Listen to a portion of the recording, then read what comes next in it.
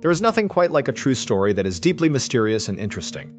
The kind of story that just completely sucks you in, has a massive plot twist, and ends with a reveal that leaves you staring at the wall. For me, I am a complete story addict. I spend hours and hours searching the darkest corners of the internet looking for real-life cases that have these incredible, unbelievable turns. And in my opinion, one of the absolute best examples of this is the legendary case of the missing lighthouse keepers. Today, we are going to dive deep into that story.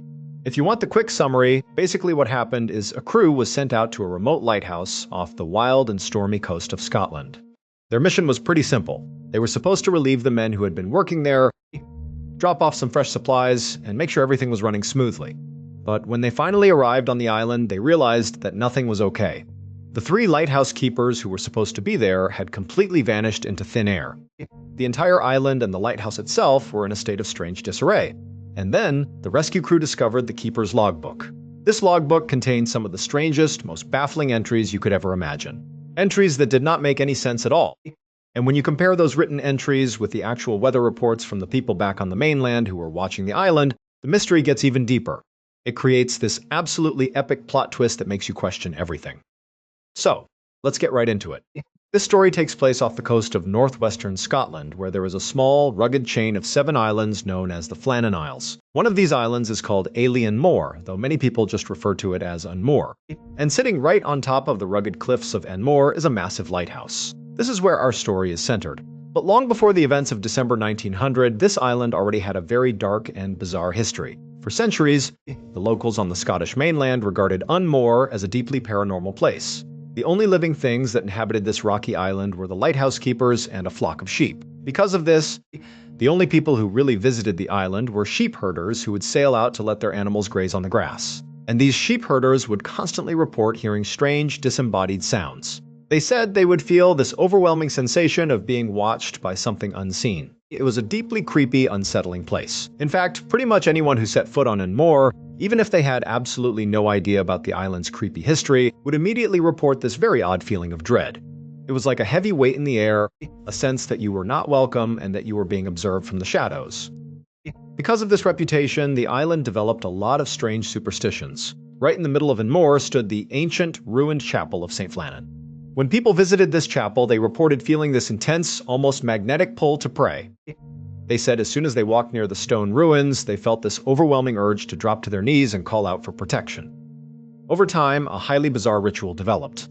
It became customary that as soon as you arrived on the island of Unmoor, before you did anything else, you had to drop down onto your knees. You then had to crawl all the way around the ruins of the chapel on your knees before you were allowed to go inside. It was just a strange place with deeply unsettling rituals, and that is the stage that was set for this incredibly bizarre real-life mystery. In December of 1900, a massive steamship was making its way past the Flannan Isles. As the ship rounded the coast of Unmoor, the captain and the crew noticed something very strange. The massive light at the top of the lighthouse was completely dark. In the year 1900, these lighthouses were absolutely critical for navigation, and having one go dark in these treacherous waters was incredibly dangerous. When the steamship finally made it to its port 3 days later, the crew immediately alerted the authorities. They told them that the light on Unmoor was out and that someone needed to go check on the keepers. Now, as it happened, it was already time for a scheduled rotation of the lighthouse crew. The plan was already in place to send a relief ship out to the island to replace the men who had been stationed there for several weeks. So Captain James Harvey got his crew together and they boarded their vessel. Along with them was a man named Joseph Moore. Joseph was the replacement lighthouse keeper who was supposed to take over the shift on the island. Their plan was to head out to Moor, deliver some fresh supplies, check on the status of the light, and swap out the crew. It was a standard changing of the guard, or at least it was supposed to be. As you make your approach to the island of Unmoor, the first thing you see is this massive, steep stone staircase. This staircase cut directly into the rugged cliffside, leading all the way up from the docking area at the bottom to the high plateau where the lighthouse sat. From a distance, if you were sitting on a boat approaching the dock, you had a perfectly clear view of these steps. Since the island was completely isolated, it was standard practice for the lighthouse keepers to watch the horizon for any arriving ships. The moment they saw the relief ship approaching, they would immediately walk down those steep stone steps to meet the boat at the dock. They would be standing there, ready to help secure the lines and unload the heavy supply crates. It was not just a courtesy, it was absolute protocol.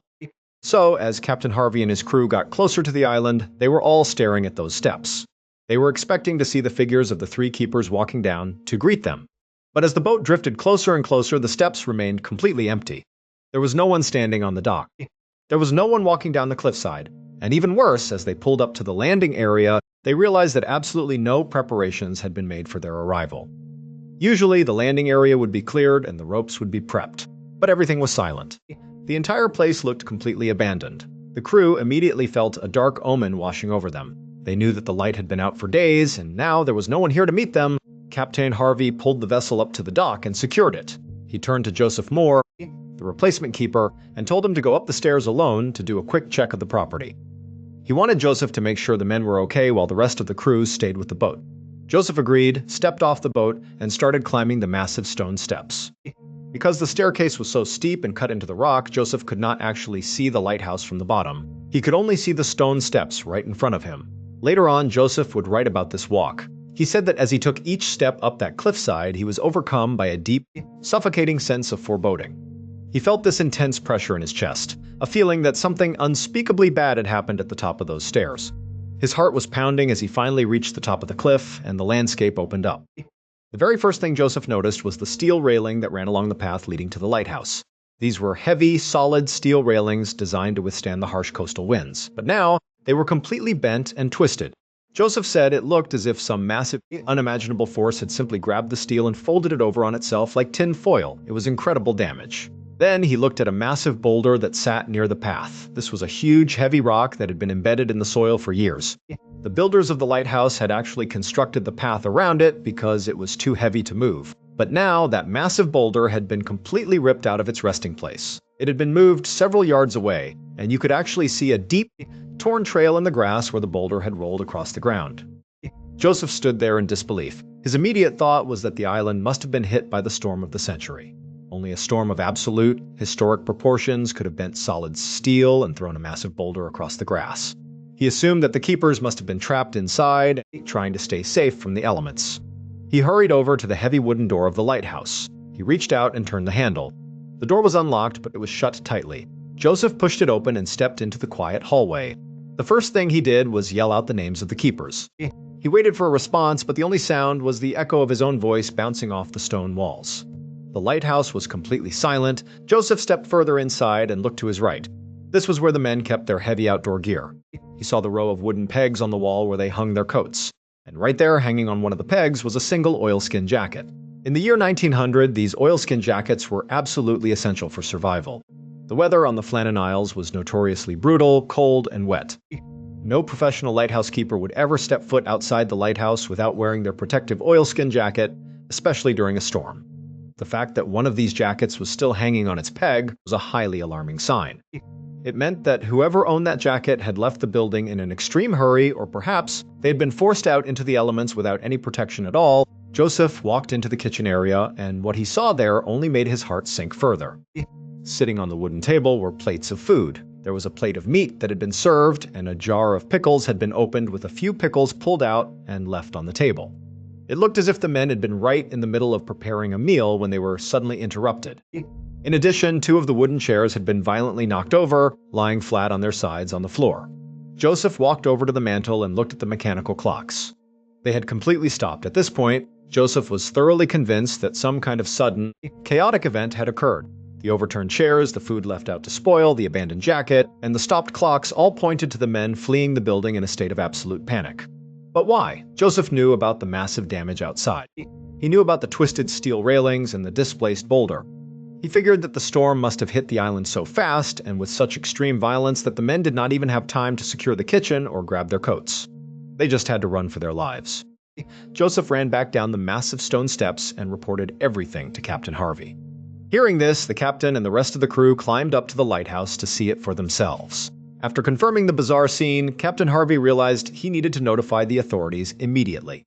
He hurried back down to the ship and sent a telegram to the mainland of Scotland. In the telegram, he explained that a dreadful accident had occurred at the Flannans. He wrote that the 3 keepers, whose names were Ducat, Marshall, and the Occasional, had completely disappeared from the island. He mentioned the stopped clocks, the overturned chairs, and stated that the accident must have happened about a week prior. He ended the telegram by writing, "Poor fellows, they must have been blown over the cliffs or drowned while trying to secure a crane or something similar." But Captain Harvey and Joseph Moore could not just leave it at that. They stayed on the island and began conducting a thorough search of the entire property, hoping to find some clue as to where the three men had gone. During their search of the lighthouse, they located the official logbook that the keepers had been using to document their daily activities. Normally, these logbook entries were incredibly mundane. The keepers would write down the weather conditions, the passing ships they observed, and the general maintenance they performed. But as they flipped through the pages, they noticed that the entries became highly unusual starting on December 12th. On December 12th, the lead keeper wrote that the island was being battered by severe winds, the likes of which he had never seen before in his entire career. Keep in mind, this man had been a lighthouse keeper for decades. He had weathered some of the most brutal storms imaginable, yet he was writing that this storm was unlike anything he had ever experienced. He wrote that he was deeply worried about whether the sturdy stone lighthouse would even be able to withstand the sheer force of the wind, but then he wrote something even stranger. He noted that the other two keepers were not doing well at all. He wrote that one of the men had been praying non-stop, begging for mercy. The other keeper, according to the log, had been sitting in the corner, crying. Now, the man described as crying was known back on the mainland as one of the toughest, most hardened sailors in the region. He was a salty, experienced veteran who had spent years living on isolated islands, surviving major hurricanes completely by himself. He was not a man who scared easily. For him to be reduced to tears by a storm means that whatever was happening outside must have been absolutely terrifying. The log entries for December 13th and December 14th were even more grim. The writing was shaky, and the entries suggested that the men believed they were not going to survive. They wrote that they were all praying constantly, expecting at any moment to be swept off the rugged cliffs and into the raging ocean. Then, the final entry was written on the morning of December 15th. It simply read, "Storm ended, sea is calm, God is over all." After reading these entries, the head of the official investigation, a man named Robert Moorhead, came up with a theory.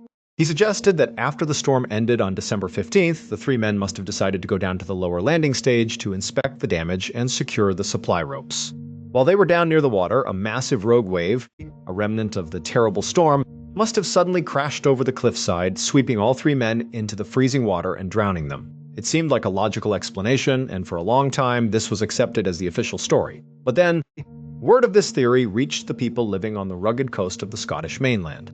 These were people who lived directly opposite the Flannan Isles, with a clear line of sight to the island of Enamore. And when they heard about the lighthouse keeper's log entries detailing a storm of historic, terrifying proportions, they were completely baffled. They said that over those exact days, from December 12th to December 15th, there was absolutely no storm. In fact, the coastal residents reported that the weather during those days was incredibly calm. They said the sea was quiet, and the visibility out toward Inmore was actually better than it had been in years. The air was so clear that they could easily see details on the island that were normally obscured by coastal haze. There were no dark storm clouds, no howling winds, and no raging seas. To the people on the mainland, those days were completely peaceful. So this leaves us with an incredibly chilling question. What actually happened to those three lighthouse keepers? What were they experiencing on that isolated island that caused a hardened veteran sailor to sit in a corner and cry? What kind of storm were they writing about in their logbook, a storm that apparently only existed on their tiny island? How do we explain the twisted steel railings and the massive displaced boulder if there was no storm? And if they were not swept away by a rogue wave, where did they go? In the years following their mysterious disappearance, other lighthouse keepers were sent to man the station on Unmore, and almost every single one of them reported hearing strange things. They said that on quiet, windless nights, they could hear the faint sound of voices calling out from the cliffs. Voices yelling the names of the three keepers who had vanished into thin air. To this day, the mystery of the Flannan Isles remains completely unsolved. Now, let's fast forward to a completely different but equally terrifying mystery. This is a story that involves a young mother, a series of unexplained events, and some of the most chilling photographic evidence ever captured.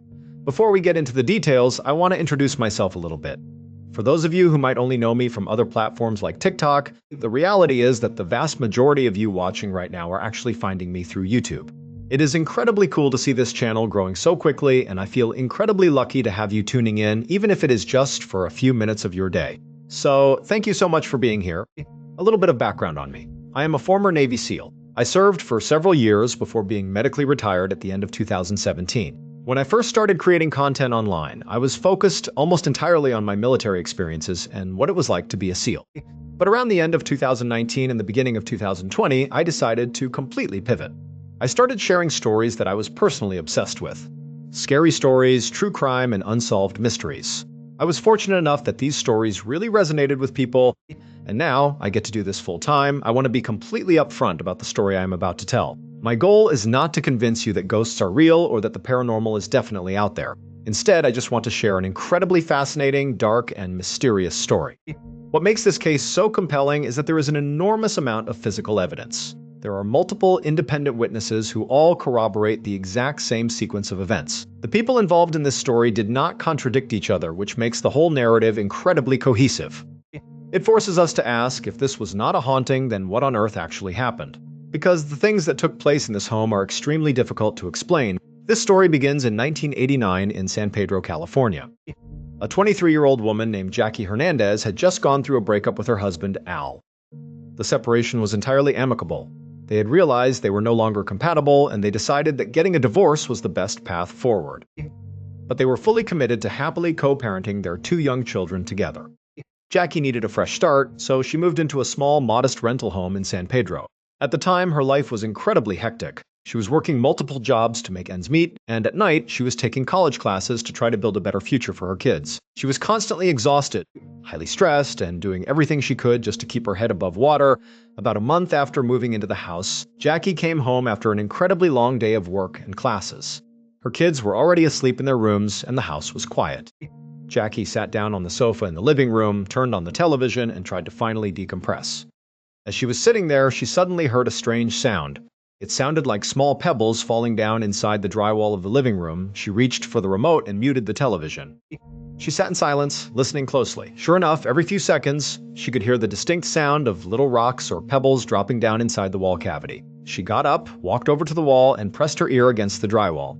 As she was listening, she heard another sound that made her freeze. It sounded like heavy, deliberate footsteps walking directly above her in the attic.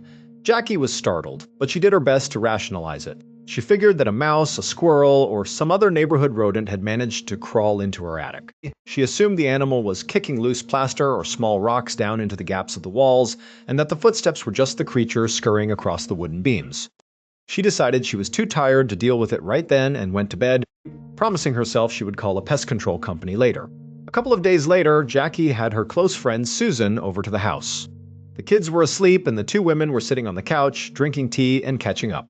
Jackie happened to mention the strange noises she had heard a few nights prior.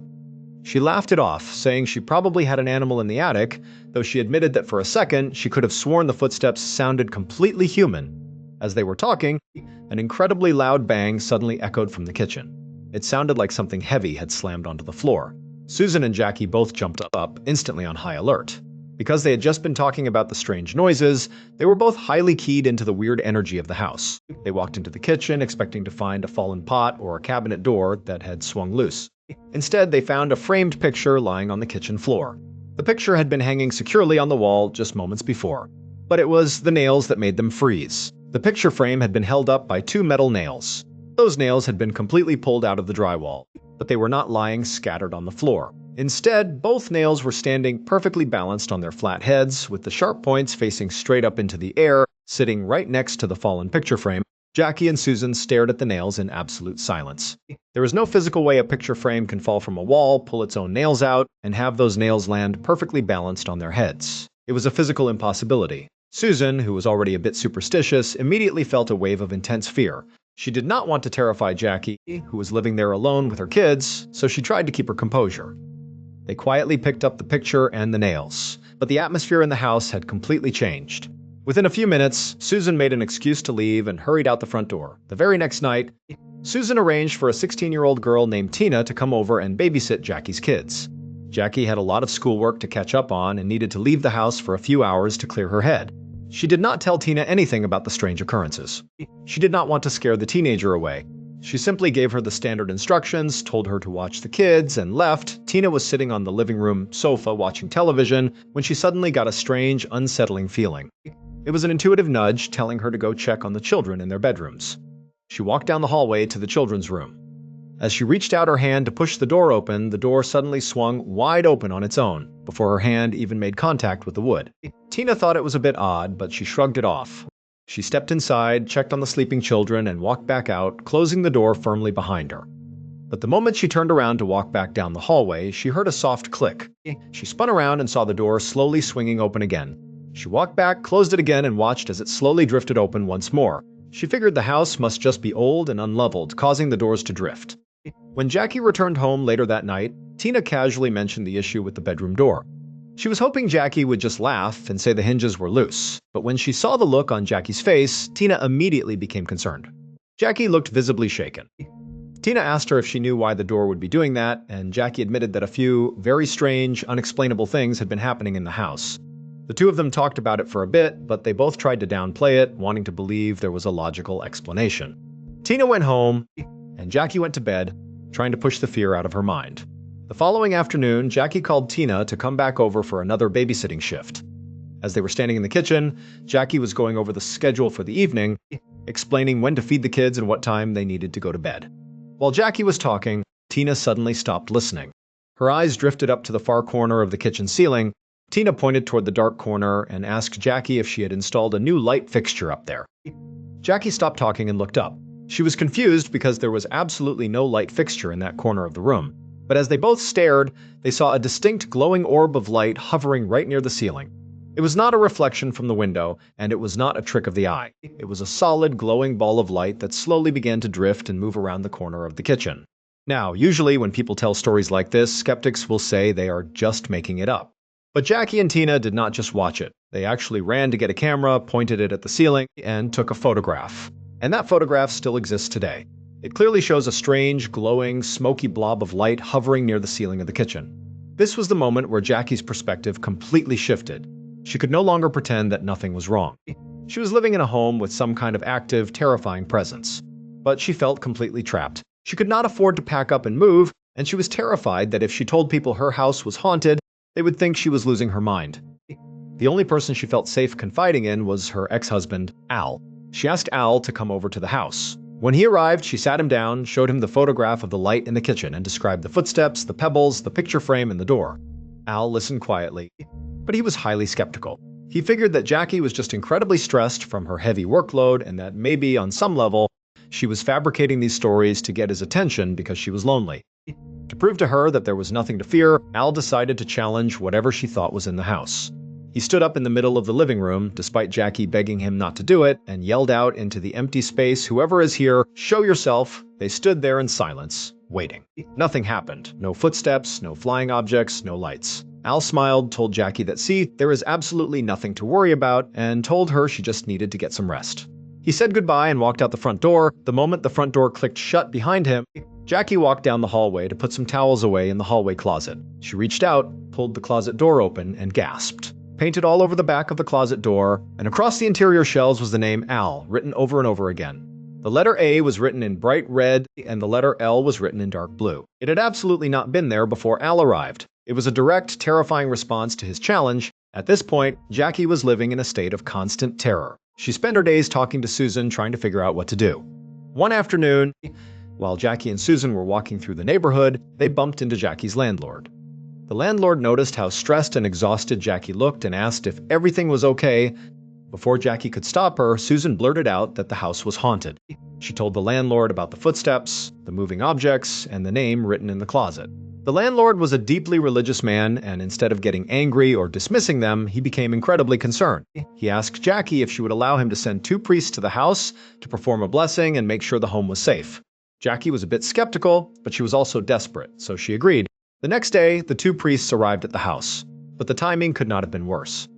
Jackie's life was in absolute chaos. She had been up all night with the kids, she had a pile of schoolwork, and the house was a total disaster. Toys were scattered everywhere, dishes were piled in the sink, and the kids were crying. The priests walked through the messy rooms, said a few quick prayers, blessed the children, and left. They did not offer any real solutions to the haunting, but the real nightmare began the following day. Jackie heard a knock on her door, and when she opened it, she was met by representatives from Child Protective Services. It turns out that the priests had been so appalled by the messy state of the house and Jackie's claims of a haunting that they had filed a formal report. They told the state that Jackie was experiencing severe hallucinations and was an incompetent mother who was keeping her children in an unsafe environment. The caseworker threatened to remove Jackie's children from the home if she did not immediately clean up the house and prove she was mentally stable. This was a massive, devastating blow to Jackie. It proved that if she spoke up about what was happening to her, she risked losing her children. She realized she had to keep quiet. For the next few weeks, Jackie tried to survive in silence. She moved all of her children's bedding into the living room, and they all slept together on the floor and the sofa, too terrified to go into the bedrooms. She was barely sleeping, running on pure adrenaline and fear. Susan saw her friend spiraling and knew she had to do something. She went to Jackie and told her that she needed to contact professional paranormal investigators.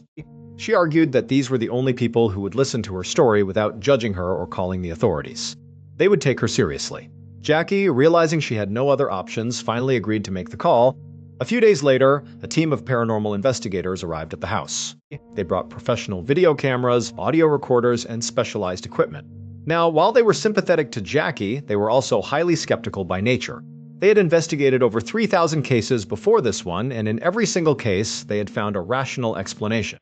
They had never once captured actual, undeniable evidence of the paranormal.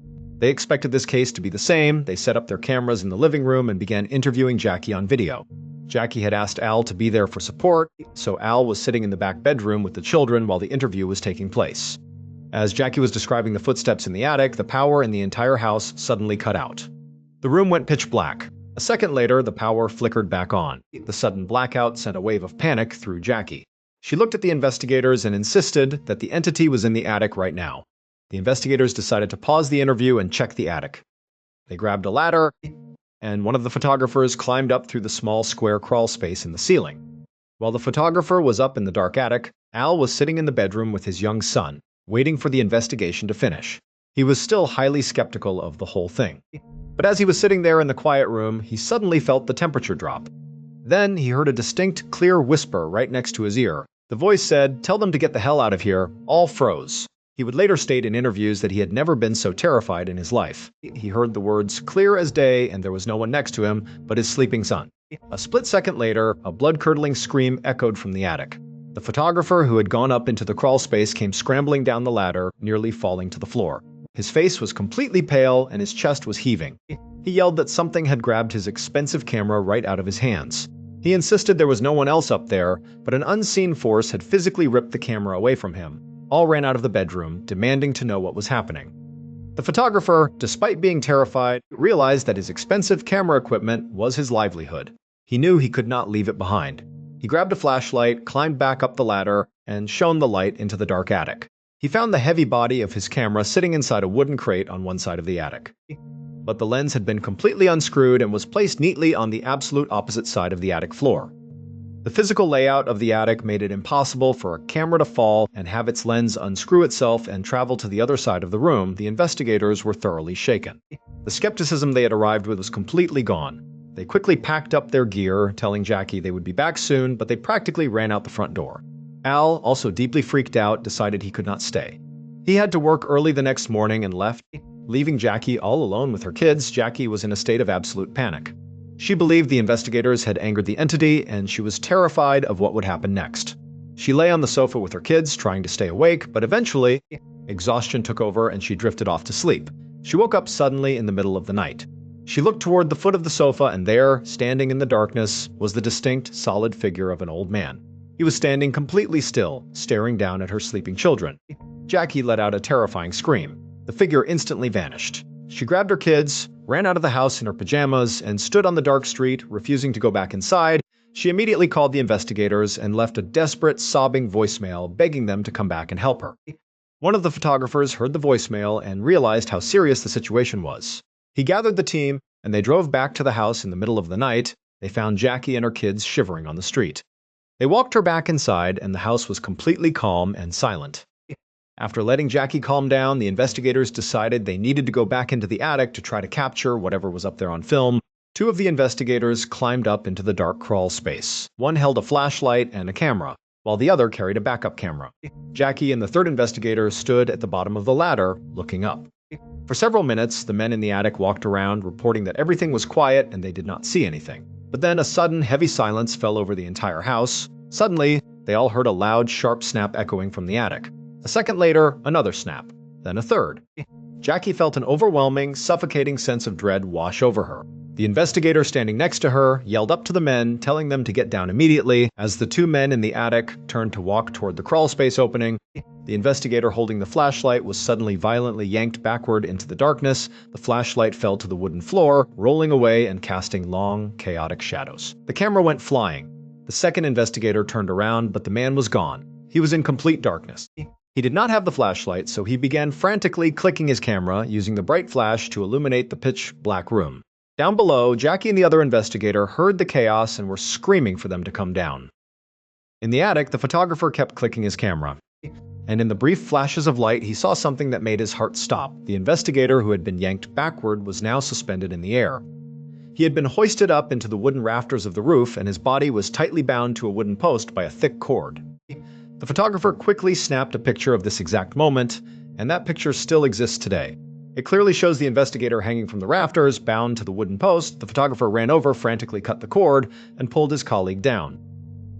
The man was in a state of shock, his face completely white, with deep red marks wrapping around his neck where the cord had been pulled tight. They grabbed their dropped equipment, scrambled down the ladder, and fled the house, swearing they would never set foot on the property again. Jackie moved out of the home shortly after that night. She would later state that she never experienced anything paranormal again after leaving that house. She insisted that the entire experience was a traumatic, devastating event that nearly cost her custody of her children and made her look insane to the public. She maintained until her death that what happened in that San Pedro home was completely real. Now, let's transition to another mind-bending mystery. This is a story about a woman who claimed to remember a past life in ancient Egypt, a story that was so detailed and accurate that it completely baffled the world's leading historians and archaeologists. In 1979, the New York Times published an article describing her story as being, quote, one of the Western world's most intriguing and convincing cases of reincarnation. I myself am not a huge believer in reincarnation, mostly because any of the stories I have ever heard do not have any modern-day corroboration of fact. But in Dorothy Eady's case, or as she became known, Sadie, she had a number of things that lined up perfectly with her lifelong claim. Her lifelong claim was that she was actually a priestess in ancient Egypt thousands of years ago. And some of her physical discoveries are absolutely incredible. Egyptologists and historians spent decades trying to prove that she was simply a liar or a fraud, but they could not. She possessed highly specific information about archaeological sites that she had no physical way of knowing. It begins to make you wonder if reincarnation might actually be a real phenomenon. Before we get started, if you could please gently destroy the like button, hit subscribe, and turn on all notifications, that would be wonderful. I want to keep sharing these incredible, dark, and mysterious stories with you as often as possible. If you want the quick summary of this case, it centers on a woman named Dorothy Eady. As a young child living in London, she suffered a terrible near-death accident. When she eventually recovered, she began acting as if she were no longer in her actual home. She claimed her real home was thousands of miles away, in a foreign land. She began having incredibly detailed, recurring dreams about a massive stone building with large pillars and a beautiful, lush garden. Eventually, she realized that the place she was seeing in her dreams was actually an ancient temple in Abydos, Egypt. She became completely obsessed with Egyptology, moved to the country as an adult, and ended up providing highly specific information that led to major archaeological discoveries. She pointed researchers to exact spots on the map, telling them what they would find buried beneath the sand, and every single time, her memories proved to be 100% accurate. Dorothy Eady was born in 1904 in a modest neighborhood in London. She was an only child, and her parents absolutely adored her. But when she was 3 years old, she fell down a steep flight of stairs in her home. She hit her head on the hard floor at the bottom and was knocked completely unconscious. Her parents panicked and called for the doctor. When the doctor arrived and examined Dorothy, he turned to the crying parents and told them that their little girl was dead. The devastated parents were sitting in the parlor, crying and trying to process the tragedy, while the doctor was filling out the death certificate. After about an hour, they heard a noise coming from upstairs. The parents and the doctor ran up to Dorothy's bedroom, and they were shocked to find her sitting up on her bed, happily playing with her toys. She was completely fine, as if nothing had happened. The parents were furious at the doctor for declaring her dead, but the doctor swore on his medical license that she had been completely lifeless, with no pulse and no breath. When he examined her shortly after the accident, Dorothy began speaking with a highly unusual foreign accent that her parents had never heard before. Medical specialists believed she was suffering from foreign accent syndrome, a rare condition caused by significant head trauma that alters a person's speech. But that was not the only change. Dorothy began talking about a beautiful, recurring dream. In the dream, she was standing next to a massive ancient building made of heavy stone, with towering pillars. Right next to the building was a magnificent, lush garden filled with green trees, beautiful flowers, and flowing water. She talked about her friends who lived in the garden and how much she loved being there. Dorothy's mother would often find her little girl lying on her bed, crying hysterically. When she asked Dorothy what was wrong, the child would sob and say that she wanted to go home. Her mother would try to comfort her, saying, "But Dorothy, you are home, you are safe in your house in London." But Dorothy would shake her head and insist, "No, this is not my home. My real home is the beautiful garden next to the temple." She was completely convinced that her life in England was a mistake and that she belonged somewhere else. When Dorothy was 4 years old, her parents decided to take her to the British Museum, hoping the outing would distract her from her melancholy. But the moment they walked into the ancient Egyptian gallery, Dorothy's behavior completely changed. She stared in awe at the massive stone statues, the glass cases filled with relics, and the ancient mummies. Suddenly, she broke away from her parents and began running through the museum. She ran up to the large stone statues of the pharaohs, threw herself onto the floor, and began kissing their feet. She was sobbing hysterically, crying out, "I am home, I am with my people." Her parents were incredibly embarrassed and tried to pull her away, but Dorothy clung to the statues, refusing to leave the gallery. From that moment on, Dorothy had a name for the place in her dreams. She realized her true home was ancient Egypt. Her obsession with Egypt began to cause significant trouble as she grew older. Her family was deeply religious and attended a traditional Catholic church. When Dorothy was sent to Sunday school, she would constantly interrupt the teacher. She would compare the stories in the Bible to ancient Egyptian religions, arguing that the Egyptian gods were far more logical and interesting. The church eventually told her parents that Dorothy was no longer welcome at Sunday school. Later, she was expelled from her Catholic day school because she flatly refused to sing the required religious hymns. She objected to any lyrics that spoke negatively of the ancient Egyptians. She was even banned from attending Sunday Mass with her family. At 6 years old, Dorothy began looking at textbooks containing ancient hieroglyphics. She told her parents that she recognized the symbols, but she was frustrated because she had simply forgotten how to read them. When she was 7, she was looking through a history book and saw a photograph of the ruined temple of Seti I in Abydos, Egypt. The moment she saw the picture, she screamed and pointed at the page. She told her mother, "This is it, this is my home, this is where I used to live." She looked at the barren, dusty ground next to the ruined temple in the photograph and asked, "But where are all the trees? Where is the garden?" She could not understand why the green, beautiful garden from her dreams was now just dry sand. In that same book, there was a photograph of the well-preserved mummy of Pharaoh Seti I. When Dorothy saw his face, she was overcome with emotion. She insisted that she knew him personally and that he had been an incredibly important part of her past life. At 10 years old, Dorothy was noticed by a famous Egyptologist named E.A. Wallace Budge while she was visiting the British Museum. He was impressed by her intense interest in the exhibits and offered to teach her how to read and write hieroglyphics. To his absolute amazement, Dorothy learned the complex ancient writing almost instantly. She said it did not feel like she was learning, but rather she was simply remembering a language she had forgotten. When she was 14, her dreams of the temple turned into a recurring nightmare. In the nightmare, she was in a dark, underground stone room. She was being interrogated by a strict high priest who was demanding that she answer his questions. When she refused to speak, she was violently beaten. She would wake up from these nightmares sweating and crying, but she had no idea what the high priest wanted her to say. As an adult, Dorothy was desperate to find a way to return to Egypt. At the age of 27, she met an Egyptian man who was living in London. They fell in love, got married, and immediately moved to Egypt. The moment Dorothy stepped off the ship onto the soil of Egypt, she fell to her knees, kissed the ground, and began crying, saying that she was finally home. The couple settled in Cairo and had a son. Dorothy decided to name her son Sidi after the pharaoh she claimed to have known. But once she was living in Egypt, her connection to her past life became incredibly intense. She began going into deep, trance-like states in the middle of the night. She would get out of bed, completely unresponsive to her husband, walk over to her desk, and begin frantically writing pages of ancient hieroglyphics. Her husband would watch her in terror, unable to wake her or communicate with her. When she woke up the next morning, she would have no memory of what she had done. Over the course of a year, Dorothy wrote over 70 pages of these automatic writings. When they were translated, they revealed a highly detailed story of her past life. According to the writings, her name in her previous life was Bentreshit. She had lived 3,000 years earlier during the reign of Pharaoh Seti I. Her father had been a soldier and her mother had died when she was just 3 years old. Unable to care for her, her father had placed her in the temple of Kom el Sultan to be raised by the priests. As she grew up, she took the vows of a consecrated virgin to stay at the temple. But when she was a teenager, she met Pharaoh Seti I during one of his visits. The two fell deeply in love and began a secret affair. Soon after, Bentreshit realized she was pregnant when the high priest discovered her pregnancy. He interrogated her in an underground chamber, demanding to know the father's name. Knowing that revealing the pharaoh's identity would cause a massive public scandal and ruin the man she loved, she refused to speak. She was severely beaten, matching the exact details of her childhood nightmares. Realizing she had no way out, Bentreshit took her own life. Dorothy's husband became increasingly disturbed by her nightly trances and her claims of being a reincarnated priestess. The strain was too much for their marriage, and they divorced in 1936. After the divorce, Dorothy moved to a town near the Giza pyramids and legally changed her name to Seti, meaning Mother of Seti. She took a job with the Egyptian Department of Antiquities, working as a researcher and translator.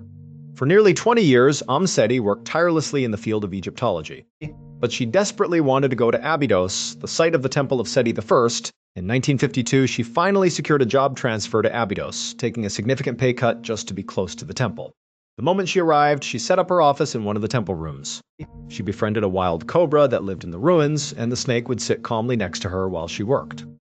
Many of the other Egyptologists thought Seti was completely insane, but they could not deny her incredible contributions to the field.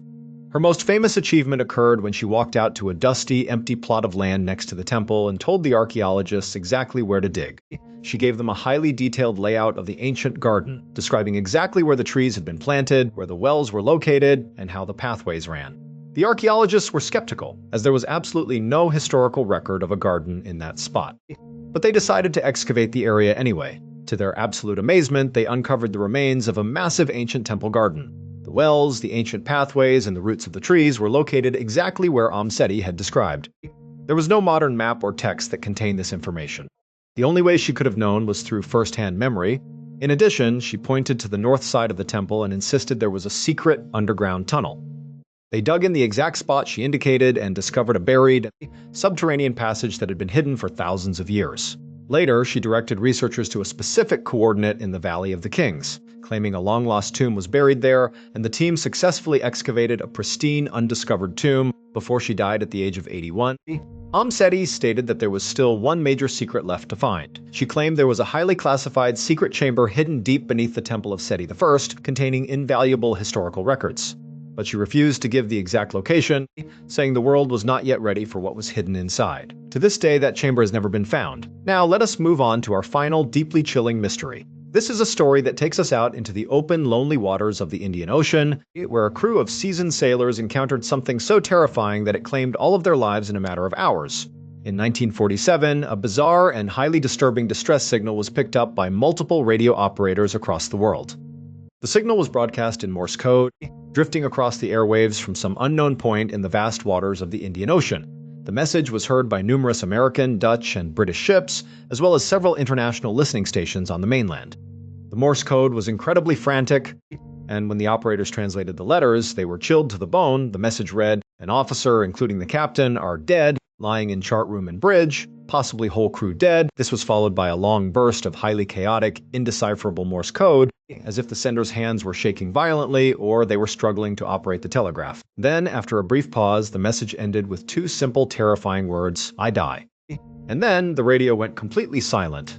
One of the ships that picked up this terrifying transmission was an American vessel named the Silver Star. At the time, the Silver Star was patrolling the active shipping lanes near the coast of Malaysia. The captain and crew were deeply unsettled by the transmission, and along with other ships in the area, they began working frantically to triangulate the source of the radio waves. They were able to pinpoint the signal to a specific set of coordinates at the edge of the Strait of Malacca, which is the narrow, vital shipping lane connecting the Indian Ocean to the Pacific Ocean. The ship broadcasting the message was identified as a Dutch merchant vessel named the SS Orang Medan, though in many accounts it is referred to as the Orang Medan. The captain of the Silver Star immediately tried to establish radio contact with the Orang Medan, hoping to get more information or guide them to safety. But despite sending numerous messages, they received nothing but dead silence in return. Realizing that lives were in immediate danger, the captain of the Silver Star made the decision to reroute his ship and head directly toward the coordinates of the silent vessel. He notified the other ships and listening stations in the region that the Silver Star would act as the primary rescue and salvage party. After several hours of traveling at full speed, the crew of the Silver Star spotted a dark shape on the horizon. As they drew closer, they confirmed it was indeed the Orang Medan. Even from a distance, the experienced sailors on the Silver Star could tell that the ship was dead in the water. There was no smoke rising from its stacks, and it was simply drifting aimlessly, bobbing up and down in the choppy ocean currents. But as the Silver Star pulled alongside the drifting merchant ship, a heavy, suffocating silence fell over the water. The crew stood at the railing of the Silver Star. Looking up at the deck of the Orang Medan, they expected to see surviving crew members lining the deck, waving their arms, or calling out for help. But the deck was completely empty. The windows of the bridge were dark, and there was absolutely no sign of life. The captain of the Silver Star ordered his crew to blow the ship's loud steam whistle, hoping the deafening sound would wake anyone who might be asleep or injured below deck. The whistle echoed across the empty water, but the Orang Medan remained completely silent. They tried sending visual light signals, but received no response. Realizing that they had to find out what happened, the captain of the Silver Star assembled a boarding party of his most experienced men and ordered them to climb onto the silent ship. The boarding party climbed up the side of the Orang Medan and stepped onto the wooden deck. They were prepared to find an emergency, perhaps an accident or an illness. But nothing could have prepared them for the absolute horror of what was waiting for them on that deck. Lying scattered across the wooden planks were the bodies of the crew members. They were all dead. But it was not just the fact that they were deceased that made the boarding party freeze in terror. It was the physical state of the bodies. Every single one of the dead men was lying flat on his back. Their arms were outstretched in front of them, their fingers clawed and bent, as if they had been desperately trying to defend themselves from some terrifying, unseen attacker hovering directly above them in the air. But even worse were their faces. Every single dead sailor had their eyes wide open, staring blankly up at the sun. Their mouths were stretched open in a silent, horrific scream of absolute, pure terror. It looked as if their final moments of life had been filled with an unspeakable, agonizing horror. Even the ship's dog, a small terrier, was found dead on the deck. The dog's body was stiff, its legs locked, and its teeth were bared in a fierce growl, directed up toward the empty sky. The boarding party, shivering with fear, walked carefully through the bodies, making their way up to the ship's bridge. Inside, they found the bodies of the officers, including the captain, all dead in the exact same posture, their arms reaching up, their faces frozen in a mask of sheer terror. They walked to the radio room, and there they found the body of the radio operator. He was slumped over the telegraph table, his cold hand still resting near the key. He was the only one whose face was not frozen in a scream, suggesting he had stayed at his post until the very last second before succumbing to whatever had claimed the ship. The boarding party then decided they had to check the lower decks and the engine room. They opened the heavy steel door leading down into the bowels of the ship and stepped onto the stairs. Normally, inside a steel ship traveling through the tropical waters of the Indian Ocean, where the outside temperature was well over 100 degrees, the engine room and lower decks would be sweltering hot. But the moment the men stepped inside, they were hit by a blast of freezing cold air. They said the temperature felt like it was close to 40 degrees Fahrenheit. As they walked through the dark, cold hallways of the lower decks, they found more bodies of the crew. All of them were dead, all of them lying on their backs, reaching up toward the ceiling with looks of abject terror on their faces. The investigators closely examined several of the bodies. They noticed something incredibly strange. Despite the horrific way these men had died, there was absolutely no physical damage to their bodies. There were no wounds, no blood, and no signs of physical struggle. In addition, even though the men had supposedly died only a few hours prior, their bodies were already in an advanced state of decomposition. They looked as if they had been dead for days, if not weeks. The captain of the Silver Star, hearing the terrifying reports from his boarding party, decided that they needed to get off the ship immediately. He ordered them to attach a thick tow line to the bow of the Orang Medan. He planned to tow the silent vessel back to the nearest port so that a full team of medical examiners and investigators could unravel the mystery. The crew secured the heavy tow line and climbed back onto the safety of the Silver Star. The captain ordered the engines to start, and they began to slowly pull the Orang Medan through the water. But the moment the tow line went taut, the crew of the Silver Star noticed a thick, dark column of smoke suddenly billowing out from the lower hatches of the Orang Medan. Realizing that a fire had broken out and that the ship might be carrying volatile cargo, the captain did not hesitate. He ordered his men to immediately chop the tow line, the crew severed the thick rope, and the Silver Star quickly backed away from the burning ship.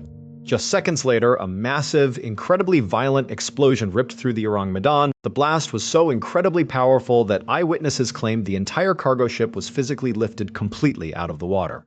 It slammed back down into the waves, rolled onto its side, and rapidly sank beneath the dark waters of the Indian Ocean, taking all the bodies and all the evidence down into the deep. The crew of the Silver Star was left standing at the railing, staring at the empty, bubbling water where a massive ship had been sitting just moments before. They had no physical evidence left, only the terrifying memories of what they had witnessed on that deck. In the decades since that fateful day, the story of the Orang Medan has become one of the most famous maritime mysteries in history. Skeptics point to the fact that there are no official records of a ship named the Orang Medan in the famous Lloyd's shipping registers. They argue the entire story is simply an urban legend, a campfire story told by lonely sailors, but those who believe the story is real point to a highly compelling theory. They suggest that the Orang Medan was a smuggler's ship, operating under a false name to avoid taxes and international law. According to a highly detailed report published by a German researcher in 1953, the ship was carrying a highly illegal, highly dangerous cargo of nitroglycerin and potassium cyanide. The theory suggests that while the ship was navigating the Strait of Malacca, the seawater managed to leak into the cargo hold, causing a chemical reaction with the potassium cyanide. This would have released a highly toxic, invisible, and odorless gas that would have rapidly spread across the ship. The gas would have caused immediate, painful suffocation, explaining why the men died so quickly with looks of pure terror on their faces, without any external injuries. The cold temperature in the engine room could have been caused by a chemical reaction involving the escaping gases. And finally, the chemical instability of the cargo would explain why the ship suddenly caught fire and exploded with such immense force the moment it was disturbed by the tow line. But if that is the case, it still leaves us with a lingering, creepy question. Why were all the men found on their backs, reaching up into the empty air as if fighting off an attacker that was coming from above? And what did the ship's dog see in its final moments that caused it to growl fiercely at the empty sky? Whether it was a chemical accident, a paranormal event, or a tragic twist of fate, the true story of the Orang Medan remains buried deep at the bottom of the Indian Ocean. And that brings us to the end of these 4 incredibly strange, dark, and mysterious stories. Each of these real-life cases leaves us with more questions than answers, reminding us that there are still some things in this world that completely defy our understanding of reality. Thank you so much for watching. Let me know what you thought of today's episode in the comments. And remember, we have a whole playlist of true crime episodes ready for you to binge right now. Until next time, see ya.